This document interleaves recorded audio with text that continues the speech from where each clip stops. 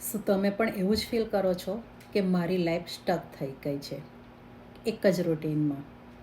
પણ સાચું કહું તો હું પણ પહેલાં આવું જ વિચારતી હતી કે જ્યારે હું જોબ કરતી હતી મારું એક જ રૂટીન હતું કે જોબ કરવાની છે, આવવાનું છે, ઘરે પાછી આપણું કામકાજ કરવાનું છે.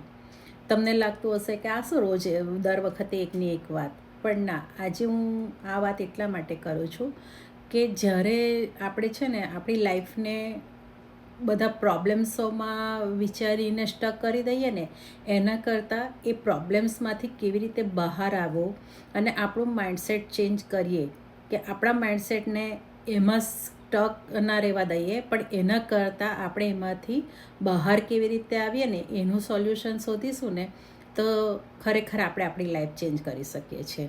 અને મેં પણ કંઈક આવું જ કર્યું. ઘણા વર્ષો સુધી જોબ કરી અને એક જ બધું રૂટીન હોય અને ગ્રોથ ન દેખાતો હોય એટલે આપણને એમ થાય કે સાલું આ શું છે. પણ જ્યારથી પછી મેં એવું કર્યું કે ના, મારે કંઈક નવું શીખવું છે, કંઈક મારે બીજું ડિફરન્ટ કરવું છે, ભલે મને આવડે કે ના આવડે, હું સક્સેસ જાઉં કે ના જાઉં, પણ મારે કંઈક અલગ કરવાનો ટ્રાય કરવો છે.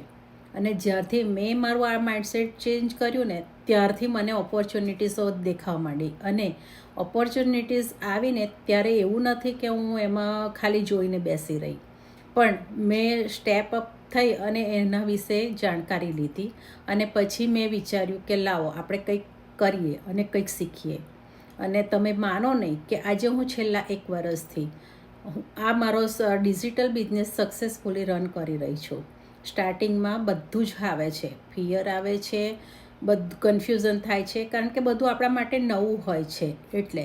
પણ હું ડરી નહીં, પણ મેં એક જ માઇન્ડસેટ રાખ્યું કે હું ધીરે ધીરે શીખીશ, પણ હું મારે આમાં જ ગ્રોથ કરીશ. અને તમે બિલીવ નહીં કરો કે આજે હું 4 ફિગર ઘરે મારા પેસ પર રહીને ઇન્કમ જનરેટ કરી રહી છું. તો જો હું એ વખતે ખાલી મારા એક જ રૂટીનને પકડી અને એમાં જ એ પ્રોબ્લેમ વિચારીને સ્ટક રહી હોત તો આજે હું આ કંઈક નવું શીખી ના હોત અને આ રીતનો હું ગ્રોથ જોઈ ના શકી હોત. તો સમટાઈમ્સ કહેવાનો મતલબ એમ છે કે તમારે પ્રોબ્લેમ્સમાં સ્ટક રહેવા કરતાં તમારા માઇન્ડસેટને ચેન્જ કરવાની જરૂર હોય છે.